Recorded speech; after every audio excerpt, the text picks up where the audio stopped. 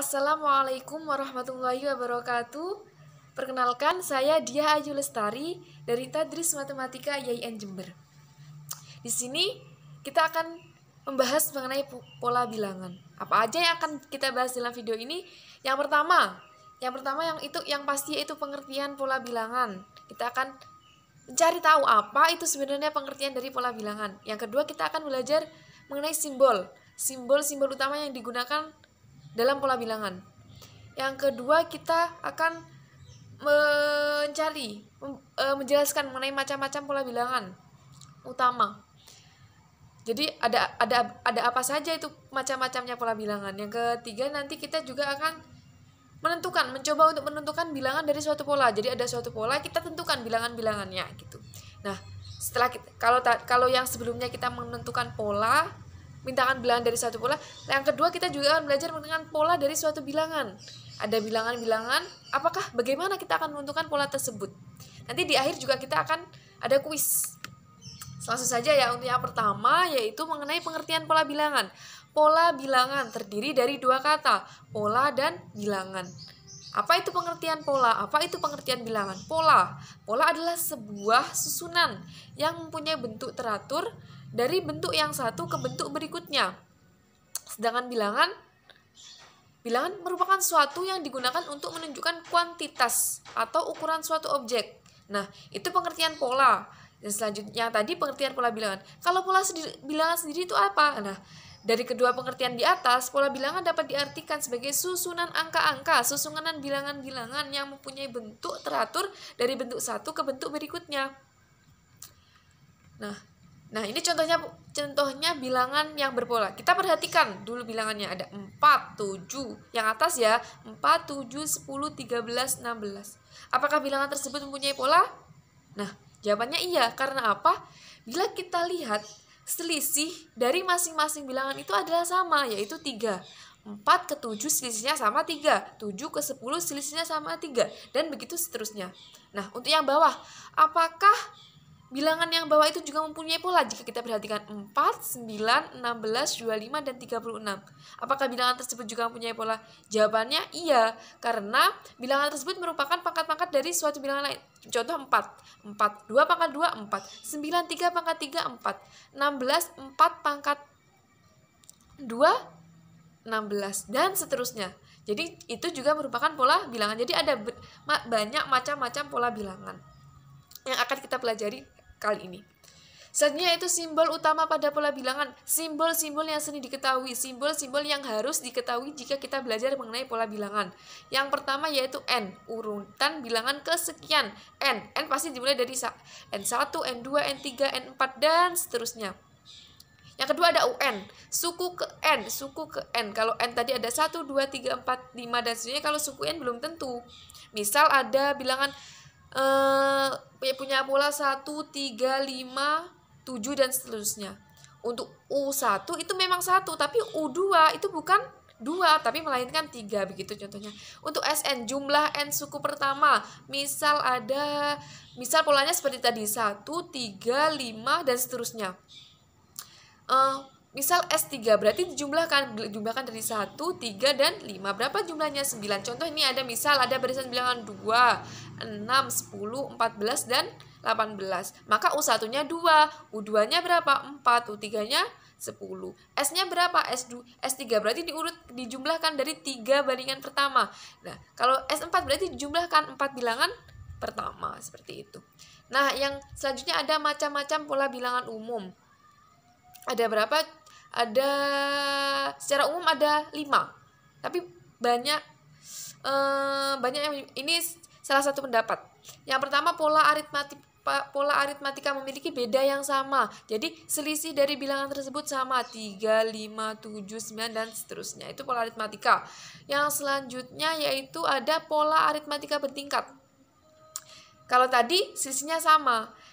Kalau yang pola aritmatika memiliki beda yang sama pada tingkat kedua atau ketiga. Jadi dia nanti pada tingkat kedua selisih pada tingkat pertama memang benar tidak sama, tapi setelah diturunkan ternyata selisih dari selisih pada tingkat kedua itu sama. Seperti itu contoh 2, 5, 10, 17, dan 26.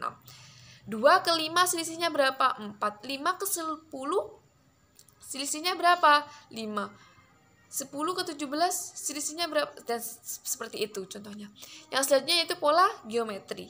Pola geometri itu memiliki rasio yang sama, memiliki rasio contohnya itu ada 4, 8. Jadi dia punya rasio yang sama, 4, 8, 16, 32 dan 64. Selanjutnya ada pola Fibonacci. Kalau Fibonacci ini jumlah dua suku sebelumnya sama dengan suku setelahnya. Jadi jumlah suku ketiga itu sama dengan jumlah suku pertama di jumlah suku kedua. Begitu juga jumlah suku keempat merupakan jumlah suku kedua dan jumlah suku ketiga, seperti itu. Ada pola khusus. Ya, pola khusus ini memang pola yang sudah ditentukan dari awal. Nanti ada rumusnya, akan kita bahas di selanjutnya. Nah, ini ada pola-pola khusus yang telah ditentukan. Yang pertama ada pola persegi. Pola persegi. Bagaimana rumusnya pola persegi? UN. Kalau pola persegi itu rumusnya UN. Jadi dia rumusnya sudah ditentukan seperti contoh yang di awal tadi, UN, n kuadrat. Jadi misalkan n-nya 1 berarti 1 kuadrat, n-nya 2 berarti 2 kuadrat. Selanjutnya ada pola persegi panjang. Bagaimana rumusnya kalau persegi panjang itu n dikali n plus 1. Contohnya 2, 6, 12, 20. Kalau pola segitiga, ada pola segitiga 1, 3, 6, 15. Cara mencarinya sama, cara rumusnya yaitu setengah n dikali n plus 1. Selanjutnya ada pola bilangan ganjil. Kan bilangan ada ganjil, ada genap. Nah, itu termasuk pola khusus karena rumusnya sudah ditentukan sebelumnya. Pola bilangan ganjil. Bilangan ganjil pasti kita sudah tahu bersama, 1, 3, 5, 7, 9, 11 dan seterusnya. Itu ada rumusnya. Cara mencarinya misalkan n1 berarti 2n, 2 kali 1 min 1. Misalkan n2, 2 kali 2 min 2, seperti itu. Jadi lebih memudahkan kita untuk mencarinya. Kalau ada bilangan ganjil, pasti ada bilangan genap. Kalau bilangan genap rumusnya seperti apa? Rumusnya bilangan genap yaitu UN sama dengan 2n. Bilangannya apa? 2, 4, 6, 8, 10 dan seterusnya. Itu merupakan bilangan-bilangan genap. Lalu ada segitiga Pascal. Segitiga Pascal itu rumus SN-nya yaitu 2 pangkat n min 1. Itu merupakan pola-pola khusus yang telah ditentukan. Jadi kita bisa menghafal atau bisa memahaminya. Ketika kita paham, otomatis kita akan hafal seperti itu.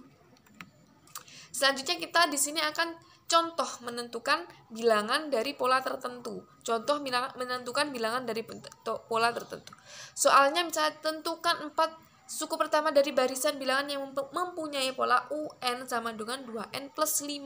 Itu polanya. Cara mencarinya gimana? Kita disuruh mencari 4 suku pertama. 4 suku pertama berarti suku ke-1, suku kedua, suku ketiga, dan suku ke-4.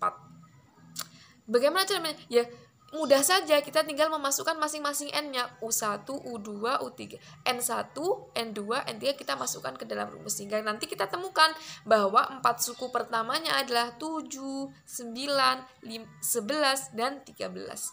Itu contoh cara menentukan bilangan dari suatu pola tertentu. Kita sudah punya polanya, tinggal kita tentukan bilangannya. Kalau sekarang kita tahu bilangannya, bagaimana menentukan polanya? Misalkan tentukan pola barisan bilangan dari 5, 9, 13, 17, dan 21. Kita tahu bilangannya, tapi kita nggak tahu polanya. Kita tahu pola-polanya di awal, tapi di akhirnya kalau kita nggak tahu polanya juga akan sulit. Barisan di atas punya beda. Cara mencarinya kita beda. Kita lihat dari pola tersebut, apakah dia punya beda. Nah, bedanya berapa? Yaitu 4. Dari mana kita tahu 4? Ketika kita kurangi U2 dikurangi U5. U2 dikurangi U1, U3 dikurangi U2 dan seterusnya. Itu ternyata ditemukan 4. Maka UN-nya sama dengan 4N plus X. Lah, 4N plus X. 4N plus X. Kita tahu U1-nya tadi berapa? 5. U1-nya 5. Coba kita masukkan U1-nya 5. 4 dikali 1 plus X. Sehingga kita temukan bahwa 5 sama dengan 4 plus X. Kita tahu bahwa X-nya sama dengan 1. Sehingga barisan tersebut mempunyai pola UN sama dengan 4N plus 1. Nah, ketika kita sudah punya pola seperti ini, kita akan lebih mudah. Misal kita pengen cari U90, U180, dan seterusnya. Kita akan lebih mudah karena kita sudah tahu polanya seperti itu. Nah, selanjutnya kita akan coba mulai kuis ya. Misal saya coba satu kuis saja. Misal Jika sudah paham, pasti akan lebih mudah. Tentukan suku ketiga dari bilangan tersebut. Nah, bagaimana caranya? Seperti yang tadi, kita masukkan n-nya plus 2 per n plus 1. Kita masukkan n-nya berapa? 3 ditambah 2. 2 ditambah n plus 1. N plus 1, n-nya 3 ditambah 1, berarti 4. 2 tambah 2 per 4 sama dengan setengah. Berarti 3 ditambah setengah, berarti 3,5. Sekarang kita coba cek 3,5 apakah benar. Nah, ternyata benar seperti itu. Berikut penjelasan saya mengenai pola bilangan. Semoga mudah dipahami. Mohon maaf jika ada salah kata. Wassalamualaikum warahmatullahi wabarakatuh.